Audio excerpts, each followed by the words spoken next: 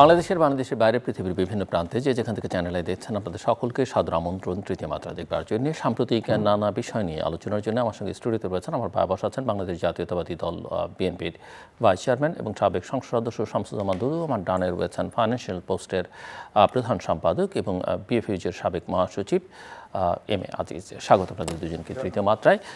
প্রধান উপদেষ্টা গতকাল বলেছেন যে দেশের ইতিহাসের সেরা নির্বাচন এই অন্তর্বর্তীকালীন সরকার করবে। সো আপনাদের দুজনের কাছে আমার জিজ্ঞাসা যে ওনার এই কথার উপরে কতটা আস্থা আপনাদের আছে বা রাখছেন আপনারা? আস্থা আছে, তবে নির্বাচনের ক্ষেত্রে জুলু ভাই আপনাকে ধন্যবাদ, শুভেচ্ছা, আজিজ ভাইকে শুভেচ্ছা। দিন যত বয়ে যাচ্ছে চলে যাচ্ছে আমার কেন যেন মনে হচ্ছে তিনি ততই বিতর্কের মধ্যে পড়ে যাচ্ছেন। তিনি ইচ্ছাকৃতভাবে বিতর্কে ইনভাইট করছেন কিনা আমি জানি না। তার কাছে যে প্রত্যাশাটা ছিল যে গত 15-16 বছর ধরে এই দেশের মানুষ একটা ভোট জালিয়াতি অব্যাহতভাবে দেখে আসছে। ধরেন প্রায় 3টা ভোট, বিশেষত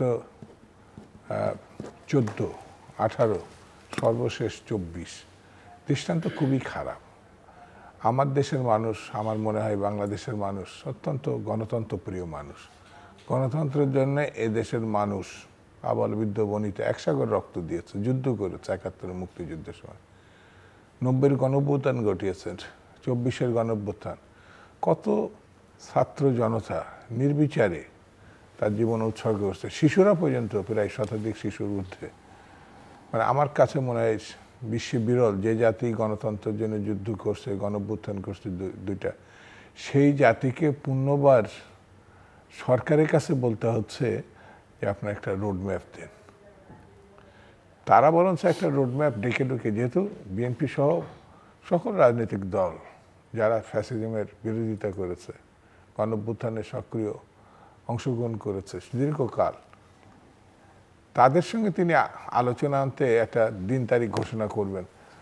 এখন বিএনপি সহ অন্যদের দলগুলোকে বলতে হচ্ছে, শুধু বলতে হচ্ছে না, বারবার বলতে হচ্ছে, কখনো কখনো সরকারকে সতর্ক করতে হচ্ছে যে এটা ঠিক হচ্ছে না। জনগণের ভোটাধিকার ফেরত দেন। ফেরত দেওয়ার জন্য একটি নির্বাচন দিন, মাস, বছর উল্লেখ করেন। সেই ঘটনার মধ্যে আজকে আমি অনলাইনে আসার পথে দেখলাম তিনি একটি এতটাই ভালো নির্বাচন করবেন বলে আশাবাদ ব্যক্ত করেছেন যে সেটা আমার কাছেও ভালো লাগছে যে তিনি, তার কাছে তো ভালো একটা নির্বাচনী প্রত্যাশা, এবং আমি ব্যক্তিগতভাবে তাকে পছন্দ করি। এই মানুষটা যখন সমালোচনার মধ্যে পড়ে আমার নিজেরই খারাপ লাগে, অথবা তার ব্যাপারে আমার কোনো রকম সমালোচনার কথা বলতে হয়, এর থেকে আমার কাছে আফসোসের বিষয় আর নাই। এরকম মাত্র মানুষ 2-3 জন আছে আমাদের দেশের, যাকে ব্যবহার করে দেশে বিদেশে আলাদা করে পরিচিত করার কিছু নাই, অথচ সেই মানুষটা এটা কেন মানে আটকে রাখছেন অথবা দিতে চাচ্ছেন না, মাঝে মাঝে আমি চিন্তা করি। তো আমার কাছে মনে হয় যেভাবে শেখ হাসিনাকে কিছু মানুষ ডুবাইছে, কিছু মানুষ তাকে অহংকারী করেছে, কিছু মানুষ খালি কি বলে উন্নয়নের কথা বলে তাকে সামনে রেখে মানে সীমাহীন লুটপাট করেছে, মানে গুম খুন, এই যে ইলিয়াস আলী চৌধুরী আলম সহ অসংখ্য মানুষ, প্রায় 1000-2500 মানুষকে নিখোঁজ। এখন একটা চক্র আমার কাছে মনে হয়েছে, কেন জানি না, এটা আমার একেবারে নিজস্ব ভাবনার থেকে বলে, তাকে ওই রকম একটা চক্র নিজেদের কাজ উদ্ধার করার জন্যে এটা প্রলম্বিত করে। এই দেখুন ছাত্র, যিনি উনি নিজেও বলেছেন হয়তো ছাত্রদের জীবন নির্বিচারে তারা আত্মহত্যা, সেই কারণে বলেছে এটা ছাত্রদের সরকার, ছাত্ররা তাকে বসিয়েছে, নিয়োগ দিয়েছেন। তো এই কথাটাকে কেউ খারাপভাবে নেয় নাই, কিন্তু ছাত্ররা সঙ্গে ছাত্র জনতার ব্যাপার আছে, সেই ব্যাপারটি তিনি গুরুত্ব সহকারে নিতে পারেন। এমনকি 1 মাসের আন্দোলনকে তিনি বারবার সামনে এনেছেন, কিন্তু 16 বছরের আন্দোলন আছে, তিনি একটা ছেলেকে মাস্টার মাইন্ড বানিয়েছেন, সমগ্র জনগণ এই আন্দোলনের মাস্টার মাইন্ড আমার কাছে মনে হয়েছে। তো সেই জন্যে তাকে একটু সতর্ক থাকা উচিত, কারণ উনি ভালো কাজ করে আবার ভালো জায়গায় ফিরে যাবেন, এটা আমি প্রত্যাশা করি। Mister M A Aziz. ধন্যবাদ আপনাকে। সবচেয়ে ভালো নির্বাচন করবেন, আমি যদি সেরা প্রশ্ন ইতিহাসে সেরা সেরা নির্বাচন। নির্বাচন করবেন, আপনাকে যদি প্রশ্ন করি নির্বাচনটা কবে হবে, সব এই দেশের সবাই জিজ্ঞেস করে নির্বাচন কবে হবে, অর্থাৎ নির্বাচনটা নিয়ে সব ধোঁয়াশা, নির্বাচন নিয়ে সংশয়। তো নির্বাচনই যখন অনির্দিষ্ট যাত্রার মধ্যে আছে, সেখানে সবচেয়ে ভালো নির্বাচন দিবে এই আশাবাদ কার কাছে ব্যক্ত করে? সবচেয়ে বড় দল বিএনপি গিয়ে দেখা করলো প্রতিনিধি দল, সেখানেও তিনি ওই একই কথা, ডিসেম্বর থেকে জুন, ডিসেম্বরের থেকে জুনের ভিতরে নির্বাচন হবে। এখন আবার আজকে এক অনলাইনে বলে দিল যে সবচেয়ে ভালো নির্বাচন হবে। এটা তো শুনতে চাচ্ছে না, নির্বাচনের রোড ম্যাপটা চাচ্ছে। কারণ এই যে নির্বাচন হবে কি হবে না, এই ধোঁয়াশাটা জাতি কাটাতে চাচ্ছে, পলিটিক্যাল পার্টি তো চাচ্ছেই।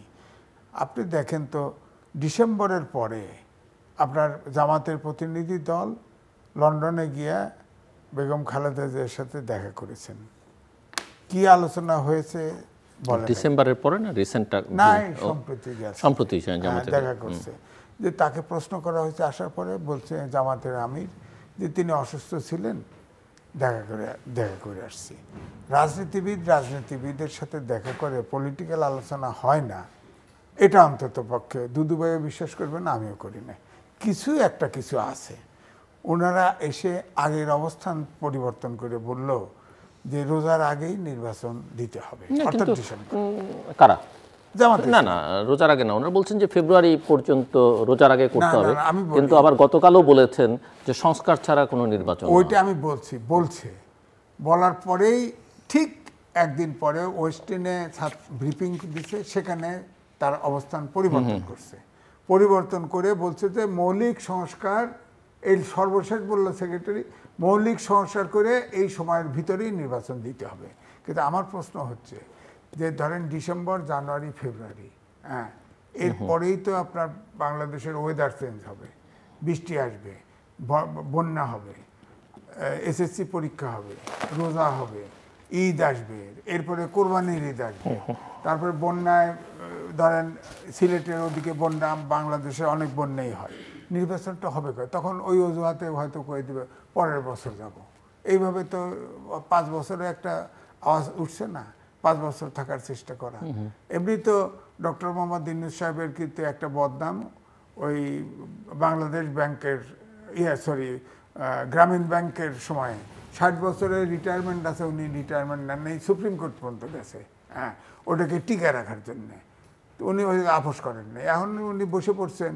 এখন যতই সাধারণ লোকের মতো বলুক কেন, আমার তো মনে হচ্ছে যে আজকে বিবিসি রিপোর্ট আসছে, একটা পক্ষ সরকারের এই নির্বাচন দিতে চাচ্ছে না।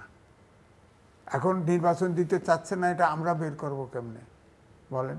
আসিফ নজরুল সাহেব বলছে যে না, যাই কিছু ঘটুক না কেন আপনার নির্বাচন ওই ডিসেম্বরের মধ্যেই হবে বলছে লাস্ট। আবার উনি বলছেন যে বিচার করে তারপরে নির্বাচন, বিচার ছাড়া ওই এই জন্য কোনো, আবার ছাত্ররা বলছে যে নাহিদ ইসলাম বলছে যে মৌলিক সংস্কার করার পরে নির্বাচন। আবার অন্য ছাত্ররা বলছে যে আগে বিচার করে তারপরে, ওই ফেসিবাদের বিচার করে তারপরে। আরে ফেসিবাদের বিচার করতে 15 বছর লাগবে, 20 বছর লাগবে, আপিল করবে না? এখনো তো জামাতে এমনি তো ওই যে আপনার অপরাধ ট্রাইব্যুনালের প্রধান কৌশলী তাজুল ইসলাম, তিনি বলেছেন যে এত দ্রুত বিচার করতে গেলে সেই বিচার প্রশ্নবিদ্ধ হবে আন্তর্জাতিক। আমার কথা হচ্ছে যে একটা বিচারের চার্জশিট দিছে, এখনো একটাই বলেন, বিচারটা হবে কি করে? 8 মাস গেছে, একটা আসামির জন্য ট্রাইব্যুনালে একটা চার্জশিট দাখিল করতে পারে নাই। এরা তো বিচারই করতে পারবে না, এদের দ্বারা বিচারও সম্ভব না। হ্যাঁ, আপনি দেখেন অর্থনীতি, আপনার অন্তর্বর্তীকালীন সরকার, আপনি দেখেন আরেকটা প্রশ্ন, যেমন ধরেন কালকে স্বরাষ্ট্রমন্ত্রী বলেছে, মানে যেহেতু সংস্কার, নির্বাচন, বিচার নিয়ে আমরা আলোচনা করছি, আমি মনে করি যে আরেকটা প্রসঙ্গই আলোচনায়, সেটা হচ্ছে যে আওয়ামী লীগের ইস্যুটা কী হবে। স্বরাষ্ট্রমন্ত্রী কালকে বলেছেন যে আওয়ামী লীগ ঝটিকা মিছিল করতে চাইলে পুলিশ যদি শৈথিল্য দেখায় তো তাদের বিরুদ্ধে ব্যবস্থা নেওয়া হবে। আমার প্রশ্ন হচ্ছে যে কোন আইনে কেন এটা বলা হচ্ছে? এটা তো আওয়ামী লীগ তো নিষিদ্ধ সংগঠন বরাবর থেকে বলা হচ্ছে, একটা গণতান্ত্রিক দেশে একটি দলকে নিষিদ্ধ করে বিচার করুক, তারা তো ক্রাইম করছে না, আমি বলছি যে নিষিদ্ধ করেও যদি করেন, এখন পর্যন্ত তো নিষিদ্ধ না। 1000 কোটি বিচার করেন না দিল্লু সাহেবের বক্তব্যটা হচ্ছে কোন আইনে করবেন, অর্থাৎ নিষিদ্ধ তো করেন, নিষিদ্ধ তো করেন আপনি, কেন তাকে, তাহলে আপনি গণতন্ত্রের চর্চাটা না কোথায় না করবেন? না, নিষিদ্ধ আমি পার্টির কথা বলছি না, ব্যক্তি হ্যাঁ, ব্যক্তিগত আপনি বিচার ব্যক্তি করছেন। বিচার করেন না, বিচার না না, কিন্তু সব তো- যেমন স্বরাষ্ট্র উপদেষ্টা কালকে বলেছেন যে যদি ঝটিকা মিছিল করবার সময় পুলিশ ব্যবস্থা গ্রহণ না করে, শৈথিল্য দেখায়, তাহলে তাদের বিরুদ্ধে ব্যবস্থা নেবে। এটা তো আমার করছে, প্রশ্ন ছাত্ররাও করতেছে। আমার প্রশ্ন হচ্ছে, সেটা একটা রাজনৈতিক দল অনেক কিছু বলতে পারে, সরকারের একজন উপদেষ্টা বা মন্ত্রী এটা বলতে পারেন কি না? উনি তো নিজেও বলছে, মানুষ ওনার কাছে বলছে 5 বছর থাকার জন্য, উনি তো এই কথাও বলছে। তো উনি কি বলে কি না করে কিছু বুঝি না, ওনার কথায় তো কোনো কেউ ভয়ও পায় না, কেউ মশাও দৌড়ায় না। হ্যাঁ, ওনার কথা দেখেন কেমনি লেফটেন্যান্ট জেনারেল হয়েছে, এটাও তো আমার বুঝতে কষ্ট হয়। লেফটেন্যান্ট জেনারেল কথা বলবে, এখানে কাঁপতে থাকবে মানুষ, উনি কোনো কথা বললে কোনো হাসি পায়, কোনো কথা জোর টোর নাই। তো এই জন্য আমি বলছি যে এই যে নির্বাচন নিয়ে যে ধোঁয়াশা, এই ধোঁয়াশাটা কাটানোর দরকার অন্তর্বর্তীকালীন সরকারের, সেটা তো কাটাচ্ছে না। এখন উনি বললেও যে সবচেয়ে ভালো নির্বাচন হবে, আরে নির্বাচনই তো নাই, ভালো নির্বাচন তো পরের ব্যাপার। দ্বিতীয়টা আপনি দেখেন অর্থনীতি নাই, এই 8 মাসে $2.1 বিলিয়ন প্রতিশ্রুতি পাইছে, একটা টাকাও দেশ আসেনি। ঘটা করে ইনভেস্টমেন্ট সাবমিট করলো, 3,100 কোটি টাকার প্রতিশ্রুতি পাইছে ইনভেস্টমেন্ট, একটা টাকাও আসবে না, নিশ্চিত থাকেন, একটা টাকাও আসবেন না। কোনো বাংলাদেশে কোনো ডাইরেক্ট ইনভেস্টমেন্ট নাই, কোনো ইনভেস্টমেন্ট নাই, কোনো ব্যবসা নাই। হ্যাঁ, বাজার ব্যবস্থা আবার শুরু হয়ে গেছে। এখন কিন্তু দেখেন আপনার সোয়াবিনের দাম, মূল্যস্ফীতির কথা বলছেন আপনি। মূল্যস্ফীতি আপনি বলেন, IMF এর সাথে চুক্তি করে গেছে বিগত সরকার, ফেসি সরকার, তার 3rd চুক্তি আটকে গেছে। কখন IMF এর চুক্তি আপনি জানেন, যে যখন মনে করে যে দেশ টাকা তার ফেরত দিতে পারবে না, তখন তো IMF এর চুক্তি অনেক শর্ত দিয়ে গেছে। শর্তের পরেই দেখেন যে সোয়াবিন তেলের কর, ট্যাক্স উঠায় দিচ্ছে সব, মানে অনেকগুলো প্রসঙ্গ অলরেডি চলে এসছে, তো অর্থনীতির প্রসঙ্গ এবং অন্যান্য প্রসঙ্গ। তো এই জন্য বলছি যে এরা তো শর্ত দিচ্ছে যে কোনো ভর্তুকি কোথাও দেওয়া যাবে না। তা আমাদের দেশের এই ভর্তুকি উঠায় দিচ্ছে, কিন্তু এটা বলে না সরকার, কিন্তু ভর্তুকি উঠায় বাজার ব্যবস্থা অস্থির করে দিচ্ছে। সো মিস্টার শামসুজ্জামান, দুটো একটা জটিল চক্রের মধ্যে অর্থনীতির আলোচনা নিশ্চয়ই আপনি করবেন, কিন্তু এই যে সংস্কার, নির্বাচন, বিচার এবং অন্তর্ভুক্তি ইস্যু, এর সুরাহা আসলে কীভাবে হবে? যখন নির্বাচন আপনারা চাইছেন, বলা হচ্ছে যে আপনারা নির্বাচনের জন্য মরিয়া হয়ে উঠেছেন, ক্ষমতায় যাওয়ার জন্য পাগল হয়ে গেছেন। সংস্কারের প্রসঙ্গে যখন আলোচনা হয়, তখন কেউ কেউ বলেন যে সংস্কার এড়িয়ে নির্বাচন হবে না, আবার কেউ কেউ মনে করেন যে সংস্কারের কথা বলছেন তারা আসলে নিজেদের ঘর গোছাবার জন্য বা নির্বাচনকে বিলম্বিত করবার একটা অজুহাত। ইনক্লুসিভিটির ইস্যুটা কিভাবে রিজলভ হবে, বা বিচারের প্রসঙ্গটাই আসলে কিভাবে নিষ্পত্তি হবে? আপনাকে একটা ছোট্ট উদাহরণ দিই। একটা নতুন শিক্ষার্থীরা নতুন একটা দল করছে, এনসিপি। তো এনসিপিরা এটা তো উৎসাহিত ভাই আমাদের ডক্টর মোহাম্মদ ইউনূস, উনি আশা ব্যক্ত করেছিলেন একটা বিদেশি পত্রিকার সঙ্গে, সরাসরি বলেছেন শিক্ষার্থীরা তাদের স্বপ্নগুলোকে বাস্তবায়ন করার জন্য তাদের একটা দল গঠন করা উচিত, এটা উনি বলতে পারেন, পরামর্শ সুলভ শিক্ষার্থীদের দিতেই পারেন। তার আগে এই বিবেচনা তো তার থাকতে পারত যে তিনি এটা সর্বসম্মত একটি রাজনৈতিক ব্যবস্থাপনার অংশ, কেয়ারটেকার, সব দল সমর্থন করছে, কোনো বিশেষ দল তাকে বসায়নি। তো নতুন একটা দলকে উনি যদি গঠনের প্রক্রিয়ার মধ্যে নিয়ে যান এবং তারই অনুপ্রেরণাতে হয়, এটা আমার কাছে মনে হয়েছে ঠিক হয় না, দুঃখজনক ঘটনা। তারপরও ছাত্ররা করছে, আমি নিজেও অভিনন্দন জানাইছি, যে এই কারণে রাজনীতি করার অধিকার আছে, যে বয়স যাই হোক তাদের স্বপ্ন পূরণ যা করতে পারে। কিন্তু আপনি খেয়াল করছেন কিনা জানি না, আমার নজরে আসছে, আমি যেহেতু রাজনীতির লোক, যখন যারা মিটিংও করে সেই মিটিংয়ে ছবি দেখারও চেষ্টা করি, বক্তব্য পড়ার চেষ্টা করি। যেমন তাদের পক্ষতে গণঅভ্যুত্থান কোনো বিশেষ দলকে ক্ষমতায় বসানোর জন্য হয়নি, তো যে কেউ এটা বলতে পারে, তার হাতে যদি 2-4 কোটি ভোট থাকে সেটা বললে মানায়, যে সে কাকে ভোট বসাবে আর কাকে বসাবে না। বিভিন্ন টাউট শ্রেণীর লোক থাকে না গ্রামে, যখন আমরা ভোট করছি তো আমি 2বার এমপি ইলেকশন গেলে বলে, স্যার কোনো অসুবিধা নাই, এখানে এই এত ভোট আছে, এটা আমার উপরে দায়িত্ব দিয়ে যান। দায়িত্ব মানে হচ্ছে এই ব্যবস্থা করে দিয়েছেন, আমি দেখব। তা আমি এদের চিনি, কারণ আমি সেই মানে ৭৩ সাল থেকে যেন মৌলানা ভাসানী ধানের শীষ, স্বাধীনতা পরবর্তী, আগের কথা বাদ দিলাম, আর ছাত্র কর্মী হিসেবে ধানের শীষের যে শেখ মুজিবের প্রার্থী, আমরা ধানের শীষ পক্ষে তখন থেকে তো নির্বাচনে অংশগ্রহণ, মানে প্রার্থীর পক্ষে কাজ করছি। পরে আমরা প্রার্থী হয়েছি, ছাত্র সংসদে নির্বাচন করছি। ৭৪ সালে জিএস হয়েছি আমার কলেজের, শেখ মুজিব সাহেব বেঁচে। ৭৩ সালে আমার জেলে নিয়েছে। কেন এই কথাটা বলছে? মানুষের ফালসগুলো বোঝার মতো মানসিকতা তো ছাত্র জীবন থেকেই আসে।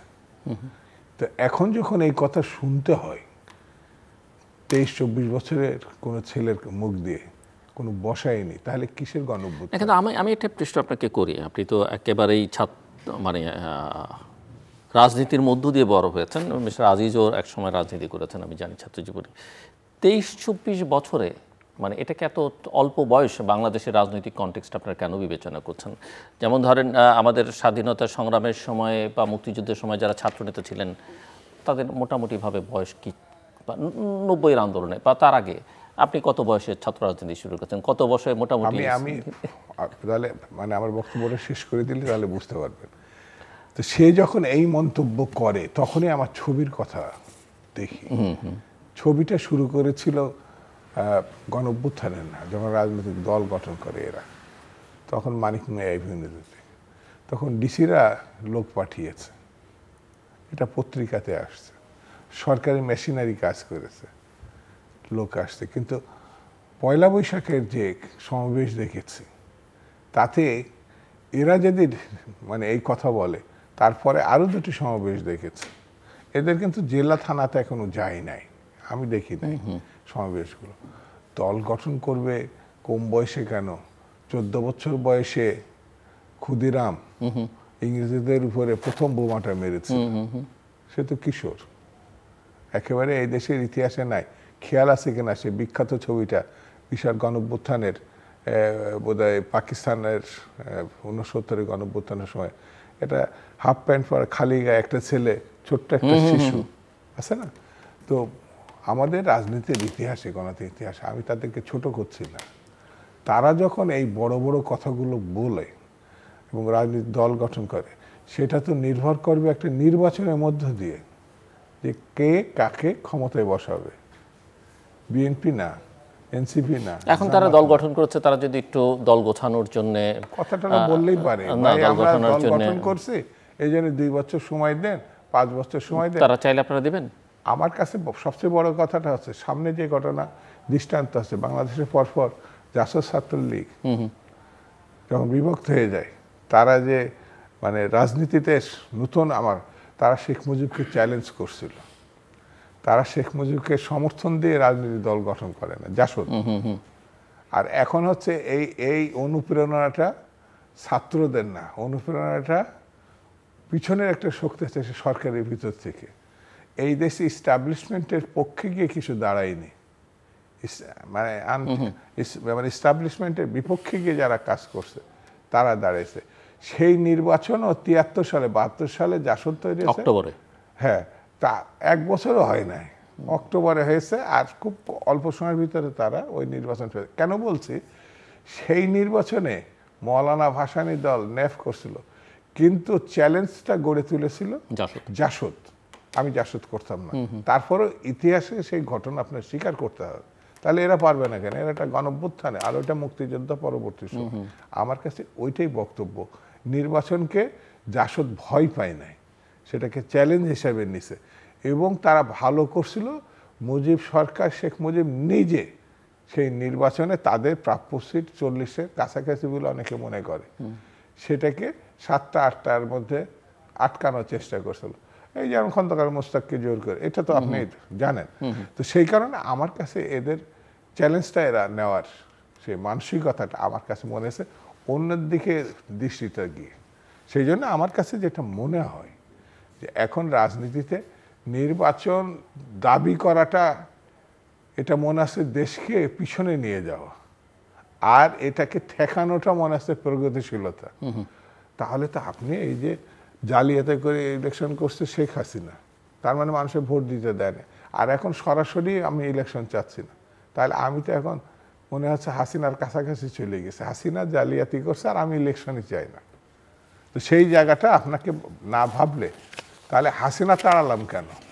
যদি আমি নির্বাচনে মানুষের ভোটাধিকার ফেরতই না পাঠাই তাহলে পাঠালাম কেন?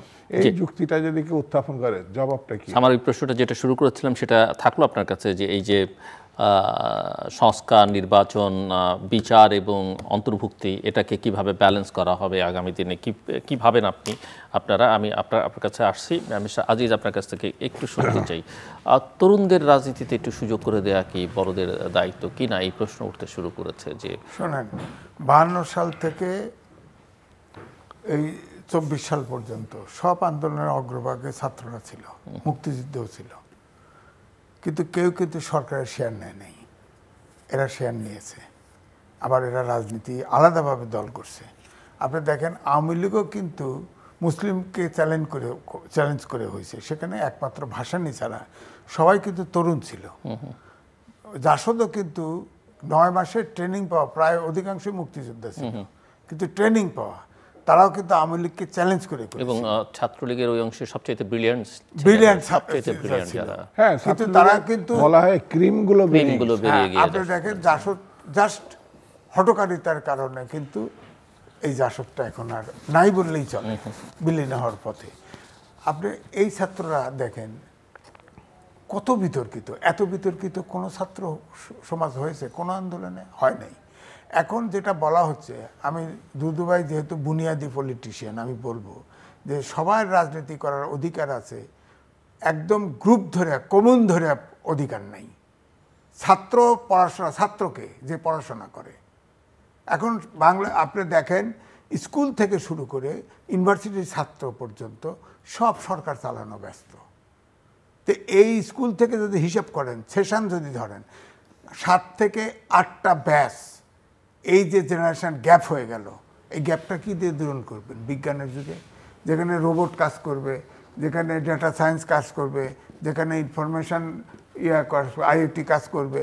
আপনি আমাদের দেশে তো রোবটে 2টে গার্মেন্ট ইন্ডাস্ট্রি চলে, ফার্নিচার হাউসে চলে, সেখানে মানুষ কাজ করতেছে না। তো এখন তো মানুষ তো অপারেশন করবে রোবট, আপনার তার পিছনের লোক দরকার।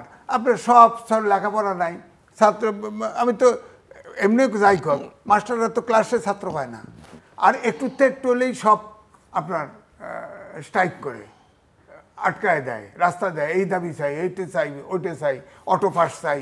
এই যে কক্সবাজারে আপনার ইয়ে করছে, ওই যে ইয়েতে খুলনাতে এক ইউনিভার্সিটি বিসিটিসি বার করে দিছে, যার যখন চাচ্ছে। এই যে এই আন্দোলনের ভিতরে যে ছাত্রদের বনজগতে যে পরিবর্তনটা এনে দেওয়া হয়েছে, এইটার সংশোধন কিভাবে করবেন?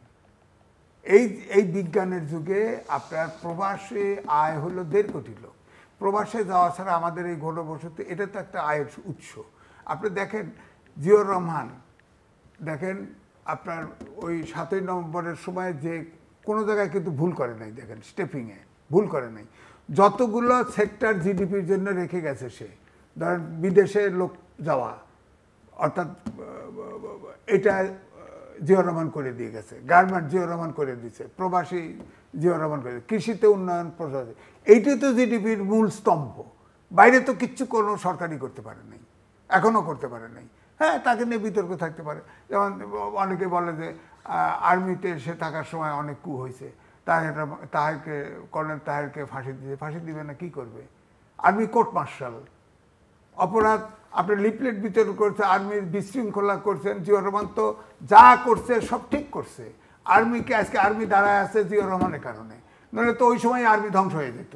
তার তো জিয়র রহমানকে বাইরে মিটিং করতে হয়েছিল, আসলে তোকে মারি ফেলতে, তো সে আসলে এই সঠিক কাজ করছে। তা আমি এই জন্যে বলছি যে আমাদের দেশে আরেকটা জিয়র রহমান দরকার, সেটা কোথায়? আমি তো দেখতে পাচ্ছি না। তার বিকল্প শক্তি দরকার। তো যাই বলেন, তার সমালোচনা, সে মানুষ, ফেরেশতা না।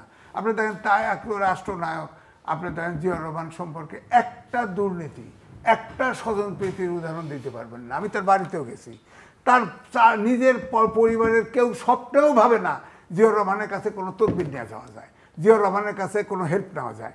আমাদের দৈনিক বাংলার তার আপন চাচা এক্সিকিউটিভ এডিটর ছিল, সে ইচ্ছে করলে এডিটর হতে পারত, দৈনিক বাংলা সরকারি না, ও কোনদিন পরিচয় দেয়নি, সাহসই করে নাই। তো এই জন্যে বলছি যে এখন যে রাজনীতিটা চলছে, এই যে ছাত্ররা, আমি বলছি যে সবাইকে বলে যে আপনারা ব্যবসায়ী হয়ে যান, ডক্টর মোহাম্মদ ইউনূস করেছে না, উদ্যোক্তা হয়ে যান, উদ্যোক্তা মানে ব্যবসা হয়ে যান। ব্যবসা কোথায় পাবেন? এই দেশের সব ছাত্র ব্যবসা বানাই দেবেন, তাহলে লেখাপড়া করবে কেনা? তো এই তো দেশটা তো রং লাইনে মুভ করতেছে। এই জাতিটা দাঁড় করবেন কেমনে আপনি? এই যে জেনারেশন গ্যাপ হচ্ছে বিজ্ঞানের, এটাকে বলা হয় বিজ্ঞানে চতুর্থ শিল্প বিপ্লব। এখন এই সময়ে পড়াশোনা নাই, এই জাতি তো আগামী দিনে পড়াশোনা, বিজ্ঞানের পড়াশোনা ছাড়া এই জাতি টিকবেই না। আমাদের 18 কোটি দেশ, পৃথিবীর ঘনবসতি দেশ, এই দেশ তো টিকানেই যাবে না। অথচ ডক্টর মোহাম্মদ ইউনূস কয় আপনারা সবাই উদ্যোক্তা হন, পড়াশোনা লাগে না, ভাবটা এখন।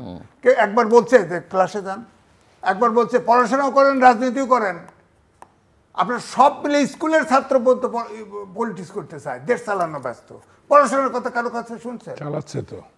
কে চালাচ্ছে? এই যে 2 জন এখন উপদেষ্টা আছে, 2 জন না 3 জন উপদেষ্টা তো আছে, এখন 2 জন। তাদের সচিবরা তো তারা বাপ বয়সের লোকজন। আচ্ছা আছে, একজন উপদেষ্টা কিন্তু এখনো মাস্টার্স পাস করে নেই।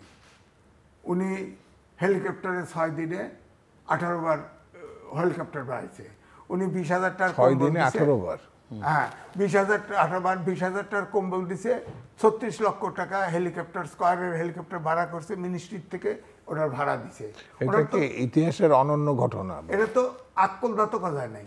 অর্থাৎ এইটা যদি ধরেন আপনারা সরকারে যান, ওটা অডিট হবে না, অডিট হলে সে ফাঁসবে না।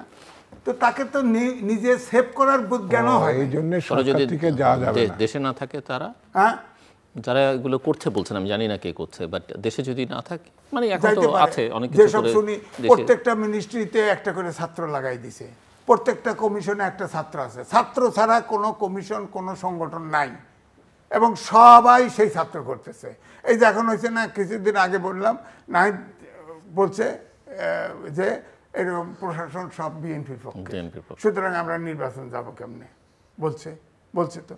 আরে প্রশাসন তো তারা মিনিস্ট্রিতে, প্রত্যেকটা মিনিস্ট্রিতে তারা বসা, তারা সাজাইতেছে, তারা ট্রান্সফার করতেছে, তারা ওএসডি করে, তারা এখানে বিএনপির লোক করতে থেকে আইলো, আমি তো বুঝলাম না। প্রশাসন তো তারা ঠিক করতেছে সব কিছু, তো তারা। কেউ দোকানদারও ভাবে যে ছাত্র অল্প বয়সে আসলে ভয় পায়, কয় সমন্বয়কারী হয়ে পড়ছে, ভয় পায়। হ্যাঁ, তো দেশটা তো তাদের নিয়ন্ত্রণে, দোষ অন্যের ঘরে চাপাইতেছে কেন? মিস্টার শামসুজ্জামান তো উনি ওই যে একটা কথা ওই শহীদ জিয়া রহমান সম্বন্ধে বলছিলেন তার সময়ের, তো আমার একটা ছোট্ট কথা হঠাৎ করে মনে হলো আজিজ ভাইয়ের কথা শুনতে গিয়ে, যে শহীদ জিয়া রহমানের ফুবু সেই সময় পিজি হাসপাতালে আসছেন চোখ দেখাতে। তো কথা প্রসঙ্গে হঠাৎ করে, যেহেতু হাসপাতালে প্রেসিডেন্টের শ্যুট থাকে, যদি বিদেশি কোনো গেস্ট এসে অসুস্থ হয়ে যান সাধারণত, বা প্রেসিডেন্ট নিজেও যদি অসুস্থ, ওখানে চিকিৎসা নিতেছে। তো ডাক্তাররা যেহেতু প্রেসিডেন্টের ফুবু, তাড়াতাড়ি করে ওই শ্যুটে নিয়ে গেছে, ওখানে রাখছে।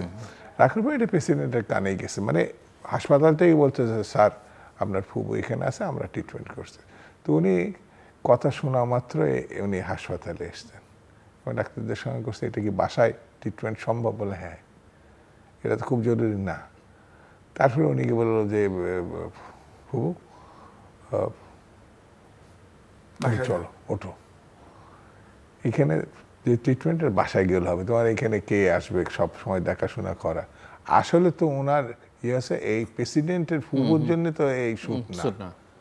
এই দৃষ্টান্ত শহীদ জিয়া রহমান করে ঠিক আছে। এরকম অনেক ঘটনা আছে, আমরা খুব অল্প সময় ছাত্র রাজনীতি তার সঙ্গে করছি, তো সেই জন্য আমরা যেসব জিনিসগুলো দেখছি এখনো পর্যন্ত তার বাইরে যাওয়া আমাদের জন্য করে। যেমন কেউ যদি 7টায় আসবে বলার পরে সে 8টায় আসে, বা আমি কোনো সময় লেট করি, তা আমাদের নিজের মধ্যে যে প্রতিক্রিয়াটা হয়, যে মানুষের সময় জ্ঞান না থাকলে তার দিয়ে আর কিছু হবে না।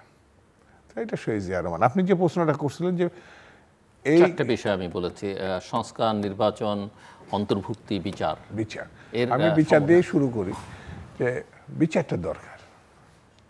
যে ঘটনা শেখ হাসিনা, ফ্যাসিস্ট হাসিনা, খুনি হাসিনা, ছাত্ররা তো বলছে, মানে ছাত্ররা বলছে, মানে এই যে এনসিপি বলছে বা জামাতও বলছে যে বিচার দরকার, কিন্তু বিচার ছাড়া, ফাঁসি ছাড়া নির্বাচন যাওয়া যাবে। এখন প্রশ্ন হচ্ছে যে আমি একটা খুব পরিষ্কার কথা বলি,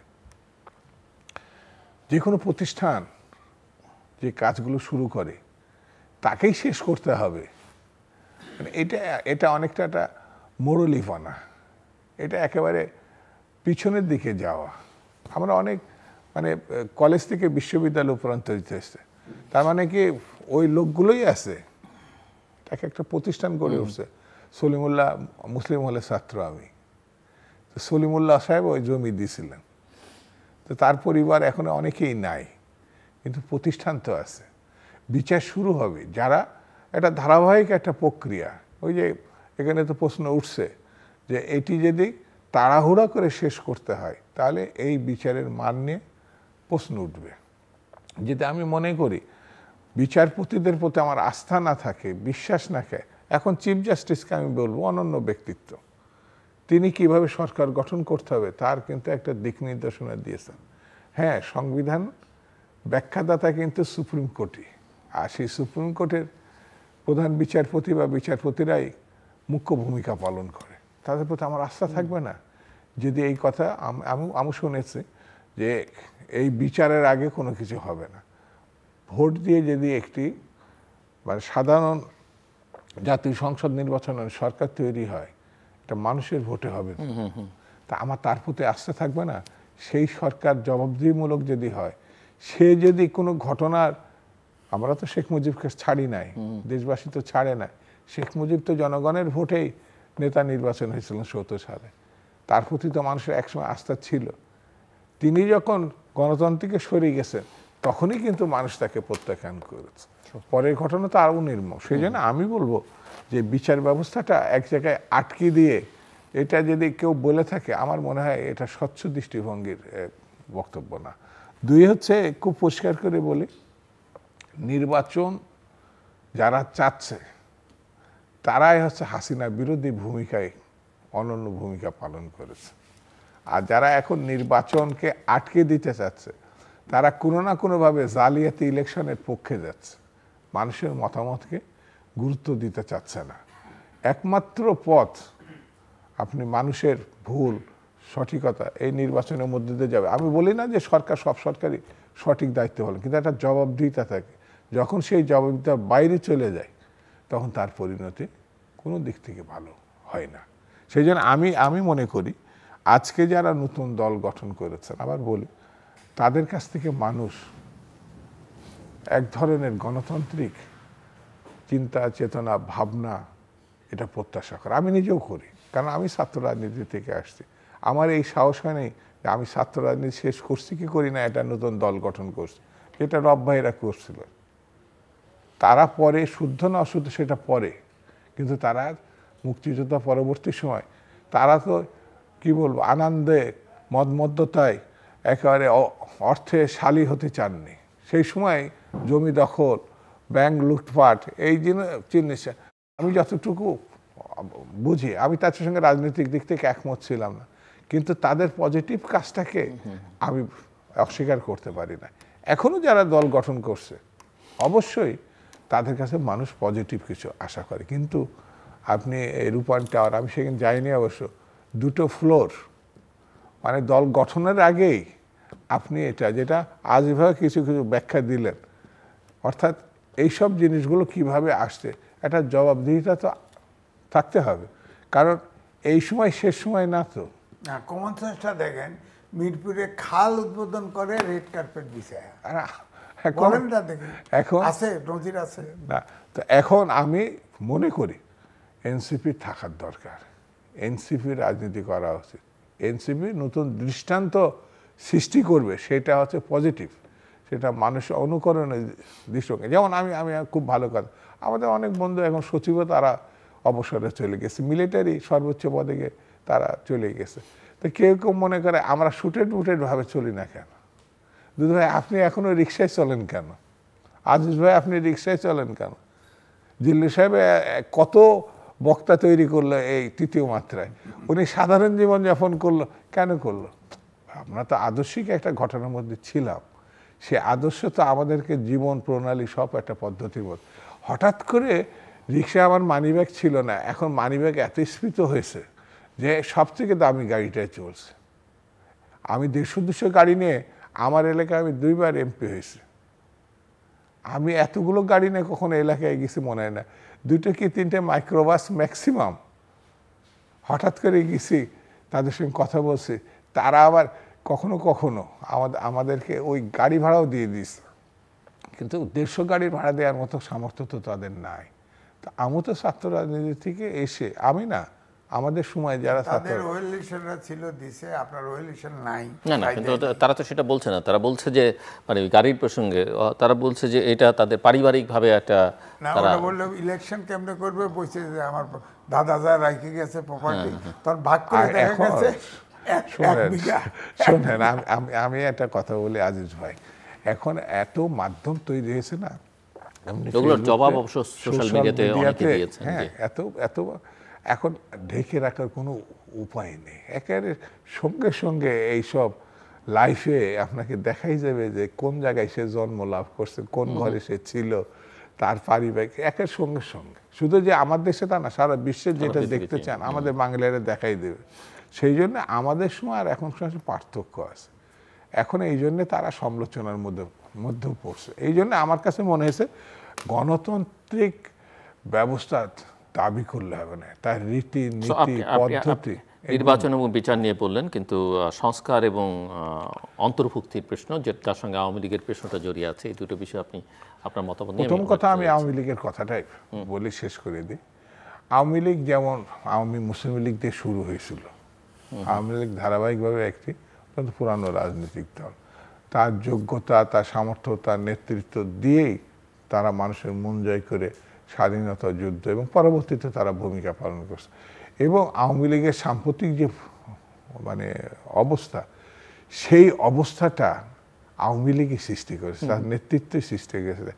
তাদের যে সীমাহীন লুটপাট এবং গণহত্যা, অর্থাৎ ক্ষমতার প্রতি তাদের যে মায়া, তাদের যে উদ্বিগ্ন মোহ, মানে এতটা আমার মনে, তারা নিজেরা যেমন নাৎসি পার্টি, মানে ইয়ে তো খুব ভালো বক্তা ছিল আমি যতটুকু জানি, মিস্টার হিটলার, সে তো নির্বাচন করেই জয়লাভ করেই আসছিলেন। সেই নাৎসি পার্টি যা করছে, এখন সেটা নিষিদ্ধ দল। সেই পার্টির এখনো যদি কেউ বেঁচে থাকে পৃথিবীর যেখানে হোক, আমি যতটুকু জানি, তাকে ধরে এখনো বিচারের মুখোমুখি করা হয়। কতদিন গেল, সেই 43-45 পর শেষ হয়ে গেছে। সেই জন্য আমার কাছে মনে হয়েছে যে সব কিছু আপনার আওয়ামী লীগ সব কিছুতে আমরা বাদ দিয়ে দিলাম, এটা বোধহয় ঠিক হবে না। তাকে আইন, বিচার এবং সময়কে সামনে তাকে দাঁড়াতে হবে, এটা একেবারে। আর আওয়ামী লীগকে প্রমাণ করতে হবে তাদের যোগ্যতা আছে এখনো ইলেকশন করা মানুষের সামনে। এখন তো সাধারণ একটা কর্মী ঘর থেকে বেরোলে তো বিপদে পড়ে যায়, কারণ সে তো কারোর কাছ থেকে টাকা নিছে, কারোর সঙ্গে সদ্ব্যবহারে সে ছিল না, সে তো যাকে পাইছে তাকেই মানে অপদস্থ করছে, এরকম পরিস্থিতি। আর শেষ 3টি নির্বাচনে যারা এমপি হয়েছে, তারা তো পার্লামেন্টকে কলুষিত করেনি, রাজনীতিকে কলুষিত করেনি, দেশের রাজনৈতিক ব্যবস্থাটাই ধ্বংস করে দিয়ে গেছে। সংস্কার নিয়ে কিছু, আর সংস্কার হচ্ছে যেটা আমার কাছে মনে হচ্ছে, এটা একেবারে নদীর মতো প্রবাহমান। এটাকে সামনে এনে এটাকে মানে মুখ্য বিষয় করার অর্থ হচ্ছে, আমি বলবো আমাদের দল থেকেও বলছে, প্রয়োজনীয় সংস্কার কিন্তু কেউ বিরোধিতা করে না, আমিও করি না। প্রয়োজনীয় সংস্কার করেই, যেমন আমি আপনার অনুষ্ঠানে আসতে, আমি তো গেঞ্জি পরে, একেবারে স্যান্ডো গেঞ্জি পরে আসতে পারি না, আমাকে এই বোধটা থাকতে হবে, এই পোশাকটা পরে আবার এই অনুষ্ঠানে যেতে হবে। তো সংস্কারও তো আমার মনে ঠিক তেমনি একটি ঘটনা, যে কোনটা করলে ভালো একটা নির্বাচন করা যাবে, মানুষের অধিকারকে ফিরিয়ে দেওয়া যাবে। আর বাঁচার অর্থনীতি বা অন্যান্য আইন শৃঙ্খলা পরিস্থিতি কিছুটা তো আজিজ ভাই বলে গেছে। মানুষ কিন্তু এখন, মেয়েদের কথা বাদ দেন, একটা পুরুষ মানুষ একটা নির্জন রাস্তা দেখলে এদিক ওদিক তাকায়। এবং আমার কাছে মনে হয় যে একা একা রিক্সা চড়ার থেকে বাসে গেলে অনেক নিরাপদ সে শহরের মধ্যে। আর মেয়েদের কথা মেয়েরা খুব ভালো বলতে পারে, তারা আমার কাছে অনেকে, আমাদের অনেক বান্ধবী, আমার আত্মীয় স্বজন মেয়েরা বলেছে যে কি অবস্থা করলা, আমাদের তো রাস্তায় চলতে ভয় করে। কেন ভীতি সৃষ্টি হবে? সে তো সব মিলিয়ে কোনো মহল, কোনো মিডিয়া এই সরকারকে অনন্যভাবে দেখাতে চাচ্ছে, আসলে কি সেই জায়গায় আছে? এখন বিষয়টা হলো যে সংস্কার, এই গতকালকে নাহিদ ইসলাম বলেছে মৌলিক সংস্কার বলতে ব্যাখ্যা দিয়েছে তিনি, যে ক্ষমতার ভারসাম্য। অর্থাৎ তিনি ইঙ্গিত করতে চেয়েছেন, বলছেন ডিটেলে যে এই যে এক ব্যক্তিকে সকল ক্ষমতার দিয়ে দেওয়া, যে এটার পরিবর্তন আনতে হবে। হ্যাঁ, রাজনীতিবিদদের অ্যাকাউন্টেবল করতে হবে। এবং বিএনপিতে 31 দফায় প্রেসিডেন্ট প্রধানমন্ত্রীর ক্ষমতার ভারসাম্য কথা বলেছে, ক্ষমতা করা। আরও যদি অম্বুসমেন্ট আছে, এই আলোচনা তো আসে নাই। আপনি একটা এই 18 কোটি লোকের ভিতরে একটা লোক বাঁচতে পারবেন না, তাকে কিছু রাজনীতিবিদদের বা সরকারকে যে কাজগুলি আছে তার ভিতরে কোন কোন সেক্টর অ্যাকাউন্টেবল করতে হলে ওই ব্যক্তিটা নির্মোহভাবে করবে। আপনি একটা অম্বুসমেন্ট অ্যাপয়েন্টমেন্ট দেন। আর সংবিধান আপনি সংস্কার করেন না, গণতন্ত্রের জন্য সংস্কার করেন, তার জন্য এই মিডিয়ায় এই বলে এটাতে মানে সমাজটাকে অসুস্থ করার তো অর্থ হয় না। আপনি বসে আলোচনা করে, বসতেছেন তো, বসে আলোচনা করেন, আলোচনা করে ঠিক করেন যে যতটুকু সংস্কার দরকার করেন। এখানে তো এক ব্যক্তি, তো গণতন্ত্রে তো এক ব্যক্তি দেশ চালাতে পারে না, এটা তো হইতে পারে না। হ্যাঁ, আমি মনে করবো যে হ্যাঁ, ভারসাম্য এবং অ্যাকাউন্টেবিলিটি, জবাবদিহিতার আওতায় রাজনীতিবিদদের থাকতে হবে। কারণ 54 বছর আমরা দেখতেছি যে অনেকেই বলে অনেক সূচকে আমরা আগাচ্ছি ধীরে ধীরে, কিন্তু রাজনৈতিক সূচকে পিছাচ্ছি। এখানে তো পিছানো আর সম্ভব না। বারবারই আন্দোলন হয়, একটু হয়। যেমন ধরেন এরশাদের 90-এর আন্দোলনে দুদুভাইরও করছে। 90 আন্দোলনের পরে আপনি দেখেন কিছু রিয়েলাইজেশন তো হচ্ছে, নইলে বিএনপি 31 দফা কেমনে দিল? একটা রিয়েলাইজেশন, যে চেঞ্জ সিচুয়েশন। আর এটা তো এই ছাত্র আন্দোলনের আগেই দিছে, হ্যাঁ, 2 বছর আগে দিছে। তো এখন যে ছাত্র এখন ধরেন সামনে যদি নির্বাচন হয়, সেখানে একেবারে নিরেট আপনার দুর্নীতিমুক্ত ব্যক্তিকে নির্বাচনে দেওয়া উচিত। ইফ নেসেসারি, সম্ভবত যদি পলিটিশিয়ানদের ভিতরেও না পায়, অনেক পেশাজীবী আছে, অন্য আছে, রাজনৈতিক সচেতন ব্যক্তি, তাদের দিয়ে হলেও নির্বাচন করা উচিত। এবং নির্বাচনটা যাতে, এটা ডক্টর মোহাম্মদ ইউনূস করতেছে, নির্বাচনের নাম নাই, কয় যে সর্বশ্রেষ্ঠ নির্বাচন হবে। কোন নির্বাচন হবে? কখন নির্বাচন হবে? কেমনে হবে? আরে ওনার কথায় জুনে নির্বাচন হলে তো কাদামাটির ভিতরে অর্ধেক লোক যাইতে পারবে না বাংলাদেশে, নির্বাচনেই করতে যাইতে পারবে না, কীভাবে হবে? সুতরাং এই জন্যই বলছি যে এটা বসে সমাধান করতে হবে। এখন যেটা আছে, ধরেন দুদু ভাইয়া বলছে ছাত্ররা, উনি ছাত্রদের প্রতি সিম্পেথি আছে। আমি তো বলতেছি কেমোথেরাপি খেতে খেতে ছাত্র নাই হয়ে যাবে, এগুলা ফ্রাস্ট্রেটেড হবে। ইলেকশন পর্যন্ত গেলে যারা যাবে একটারও জামানত থাকবে না। ওনারা যদি ভোট দেয় কেউ রিটার্ন করতে পারে, না হলে একটারও জামানত থাকবে না। আমির নির্বাচনে 3টে পার্টি করছিল না, কিংস পার্টি করছে না শেখ হাসিনা, বড় বড় নেতাদের দিয়া 300 সিটে ঘুরে ফিরে প্রার্থী ছিল, একটি প্রার্থীর জামানত থাকে নাই। খেয়াল করে দেখেন, একটি প্রার্থীরা থাকে নাই। এই ছাত্ররা ইলেকশনের শিডিউল দিলে ঢাকার থেকেই বেরোতে পারবে না। উনি 21শে পয়লা বৈশাখের কথা বলছে না, মঞ্চে যে কয়েকজন খাড়া আছে, ওই সামনে 30 জন বসে আছে। ওনারা তো হয়ে গেছে, তো বোঝা গেছে তো ছাত্র নাই তো আর। এখন ছাত্ররা নাই, ছাত্ররা ছাত্রদের সমালোচনা করে, আর ছাত্ররা ওই ঢাকা ইউনিভার্সিটির কয়েকটা হলের ভিতরে ঢুকে পড়ছে। এই ছাত্ররা নিজেদের কারণে নিজেরা ফিনিশ হয়ে গেছে। এই ছাত্ররা আর কোনো সম্ভাবনা নাই। শিক্ষা ব্যবস্থাটাকে ধ্বংস করে দিন না। শিক্ষা ছাড়া এই বিজ্ঞানের যুগে অন্য কোনো পথ নাই দেশ দাঁড় করে রাখা। আপনি যত গণতন্ত্র ভালো করে আনেন, শিক্ষা একমাত্র। আপনি দেখেন ইসরায়েল কয়টা লোক সারা বিশ্ব শাসন করে, কারণ এটা কিন্তু সবচাইতে বড় হচ্ছে তাদের প্রযুক্তি এবং শিক্ষা। হ্যাঁ, এটা মানতে হবে জ্ঞান, ইসরায়েল। যার ফলে দেখেন না, সারা মুসলিম বিশ্বের এই কয়েকটা লোক আমেরিকা থেকে, আমেরিকার 4 ভাগের 1 ভাগ বিশ্ববিদ্যালয়ে ভিসি হলো ইহুদিরা। চিন্তা করছেন লোক কয়টা, কয় লাখ লোক। হ্যাঁ, তো এই জন্যই বলছি যে এখন বিজ্ঞানের যুগে আপনি দেখেন, সৌদি আরবে আমি উমরা করতে গেছিলাম, বিশ্বাস করেন আমি কিন্তু দুঃখ হয়েছে। আমাদের লোকরা ডান্ডা ধরে বেলচা আছে না, লাঠিতে দাঁড় করে থাকে, ওয়াক্তের নামাজ ওয়াক্ত শুরু হলে। আর মক্কা এবং মদিনায় দেখছি মসজিদের সামনে দাঁড়ায় থাকে। কারণ তারা ভিক্ষা দেন কয় না, দাঁড়ায় থাকে পকেটের ভিতরে, পকেটেলা জামা বানাইছে আবার, দেখছি, খেয়াল করছি, পকেটে ওই দেহরাম নাকি এগুলো গুছিয়ে দিয়ে যায়। আর শ্রীলঙ্কা, নেপাল, এমনকি মায়ানমার, তাদের সব লোক দেখেছি অটো মেশিনে বসে বসে পরিষ্কার করতেছে, ঝাড়ু দিচ্ছে। আর এরা ওই একটা দুটা। তখন আমার কাছে দুঃখ হয়েছে যে এই নিশ্চয়ই আমাদের সরকার এই কিংয়ের হাতে পায়ে ধরে এই লোকগুলোর কোনো প্রয়োজন নেই। তো আগামী 5 বছর পরে 10 বছর পরে কোনো লোক বিদেশে যেতে পারবে না, কোনো লোক। আমি ব্যাংককে গেছি, সামিট এভিস হসপিটালে, একটা রোবট 3-4 তলা বিল্ডিং একা ওইভাবেই তৈরি করছে বিল্ডিং, একটা রোবট 4 তলা বিল্ডিং ঝাড়ু দিচ্ছে। ওখানে 50টা লোক লাগতো, একটা রোবট ঘুরতেছে, মানুষ সামনে আছে অফ হয়ে ঘুরে যাচ্ছে, সে নিজে নিজে মুভ করতেছে। তো এগুলো তো আপনার এই ছাত্ররা পলিটিক্স করবে, যারা ভালো ছাত্র তারা লেখাপড়া করুক, যারা পারে না ব্যবসা করুক, কোনো অসুবিধা নাই, যার যার চয়েস দেন। আর সব স্কুলগুলো সব যে সরকার চালানো, কমিউনিটি পুরা ছাত্র ব্যবস্থা যা সরকার চালানো ব্যস্ত। হ্যাঁ, আপনি বলেন, আর হিসেব করে 2% হলো তরুণ, সুতরাং এই ভোটটা আছে 18 কোটি লোকের হিসাব করে। আরে তরুণ, আমার ফ্যামিলিতে 85 জন মেম্বার, আমার কথার বাইরে যাবেও নি একটাও। ওই তরুণ নেই আমার ফ্যামিলিতে 40 জনের 45 জন আবার কথার বাইরে ভোট দেবে না। অন্যান্য দলের সঙ্গে, রাজনীতির সঙ্গে তরুণরা আছে না, নাই আছে তো। এই জন্য বলছি এইসব রং হিসাবে। ডক্টর মোহাম্মদ ইউনূসও তার পার্টি ছিল নাগরিক শক্তি, তিনি পার্টি করতে চাইছিলেন না 111-এর সময়। তারপরে ক্লাসে অনেক ছেলে মেয়ে ফেরত গেছে, কিন্তু ওই উনি বিদেশ চলে গেছে। এবারে এই ছাত্র সমাজকে আমার ধারণা বিপদগামী করে গেল, দেশটারে বিপদে ফেলে গেল।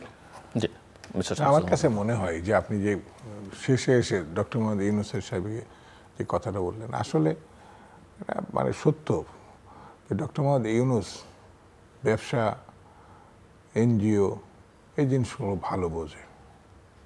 হয়তোবা আমি যদি বুঝতাম তো ডক্টর ইউনূস সাহেব কি বলে নোবেল লরিয়েট না হয়ে আমি হতাম।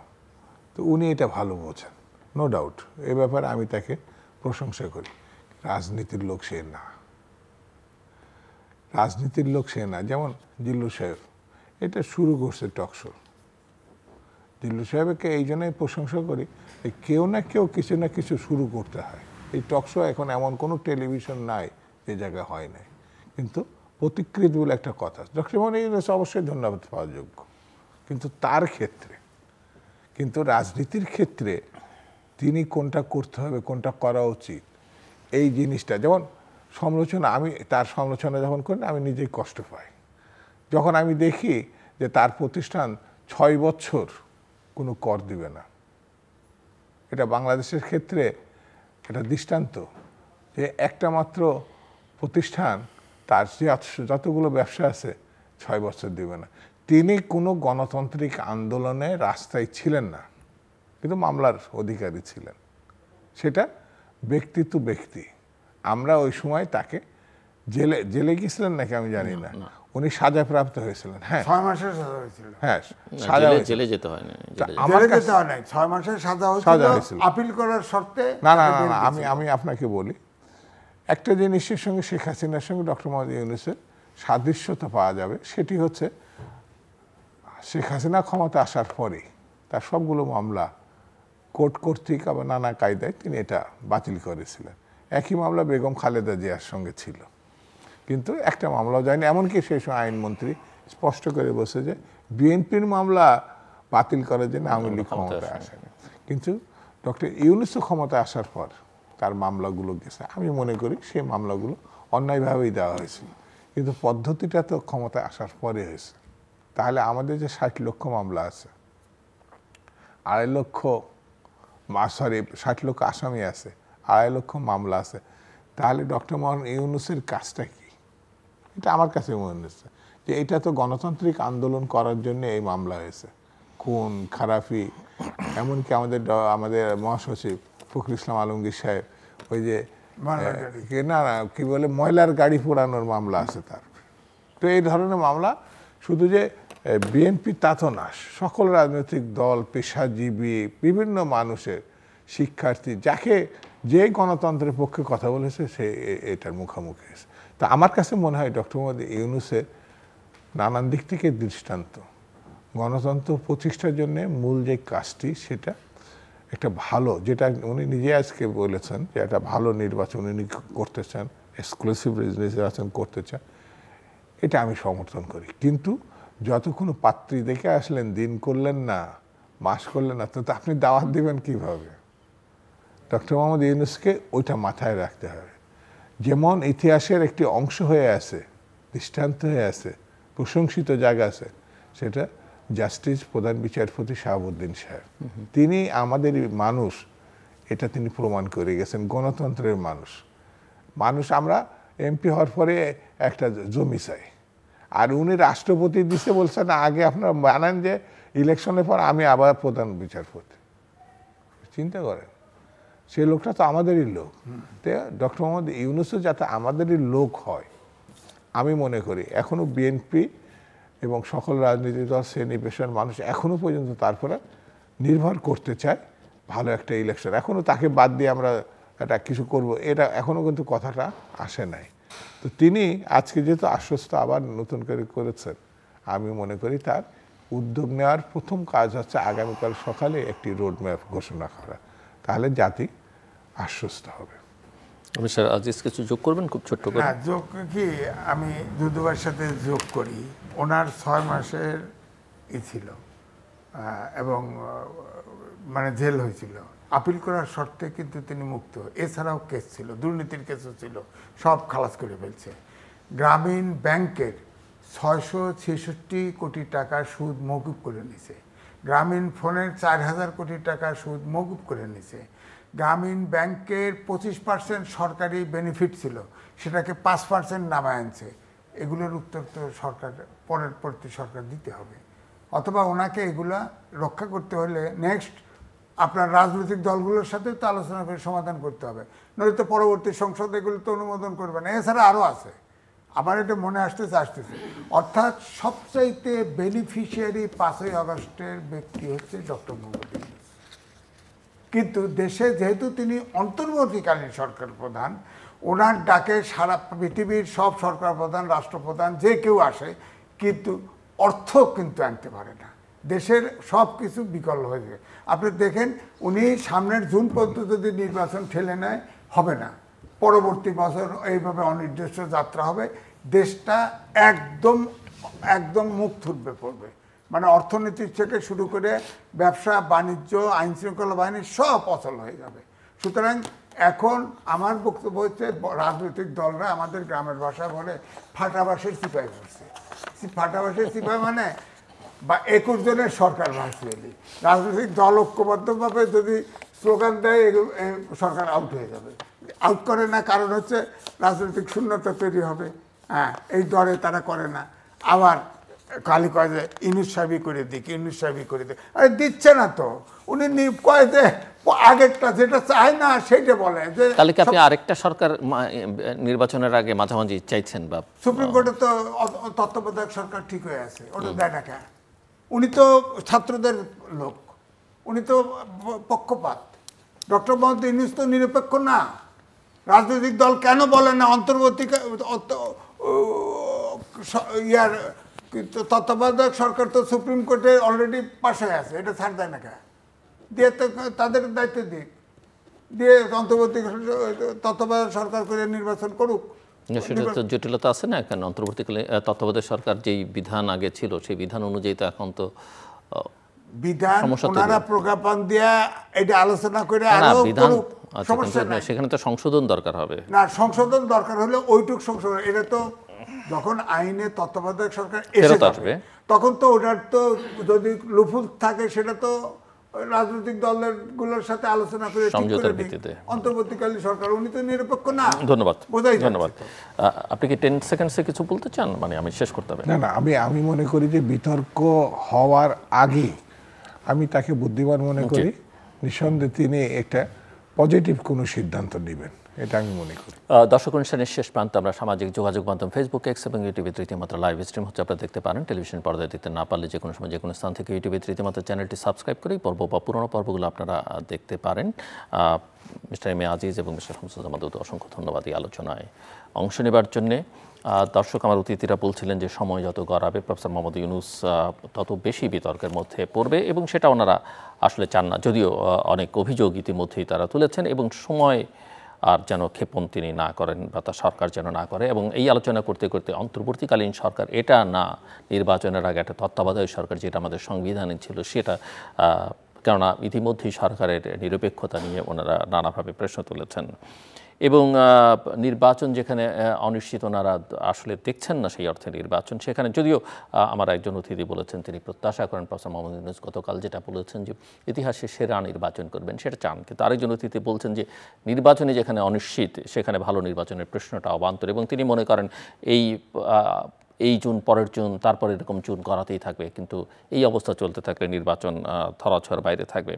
ছাত্রদের নামে যারা সরকার চালাতে ব্যস্ত তাদের নিয়ে ওনারা প্রশ্ন তুলেছেন, এবং এই প্রশ্ন আছে যে সরকার প্রধান এবং নতুন রাজনৈতিক দল তারা আসলে ছাত্রদের যে মূল কাজ লেখাপড়া সেটা চায় কিনা, নাকি তাদেরকে এই রাজনীতি, ব্যবসা বাণিজ্য এর মধ্যে ঠুকিয়ে দিতে চায় এবং তাতে করে তাদেরকে দেশটাও লং টার্মে ক্ষতিগ্রস্ত হয়। নতুনদের কাছে মানুষের একটা ইতিবাচক প্রত্যাশা সবসময় ছিল, এবং নতুন তরুণরা বাংলাদেশের ইতিহাসের বিভিন্ন বাঁকে বাঁকে অত্যন্ত গুরুত্বপূর্ণ ভূমিকা পালন করেছে, কিন্তু এই প্রথম তরুণরা এস্টাবলিশমেন্টের পার্ট হয়েছে এবং ইতিমধ্যেই নানা বিতর্কের জন্ম দিয়েছে, সেগুলো ওনারা স্মরণ করিয়ে দিয়েছেন। এবং সংস্কার একটা বহতা নদীর মতো, কাজেই সংস্কার শেষ করে বা বিচার শেষ করে, কারণ বাংলাদেশের বিচারিক প্রক্রিয়ার দীর্ঘসূত্রিতার কথা আমরা জানি, সেগুলো করে নির্বাচন চাইতে গেলে মানুষ যে এতদিন ভোটাধিকার বঞ্চিত ছিল তার প্রতি সম্মান জানানো হবে না, মানুষের এই অধিকারটাও সুরক্ষা দেওয়া অত্যন্ত জরুরি। এবং অন্তর্ভুক্তির প্রশ্নটা গণতন্ত্র অত্যন্ত জরুরি, কে নির্বাচন করবে কে করবে না, মানুষ তাকে কীভাবে নেবে না সেটা মানুষের উপরে ছেড়ে দেওয়াই ভালো, আর অপরাধের বিচার সেটা আইনের হাতে ছেড়ে দেওয়া ভালো বলেই ওনারা মনে করেন। সব মিলিয়ে যে অবস্থার মধ্যে বাংলাদেশ আছে সেটা খুব সুখকর নয়, এই অবস্থা থেকে পরিত্রাণ দরকার, এবং সেটা আসলে এখনও পর্যন্ত সরকারের হাতে, বিশেষ করে সরকার প্রধান নিজে ঠিক করবেন যে কি আসলে করা উচিত, কি করা দরকার। আমাদের সঙ্গে থাকবার জন্য অসংখ্য ধন্যবাদ, আপনাদের সবার জন্য শুভকামনা।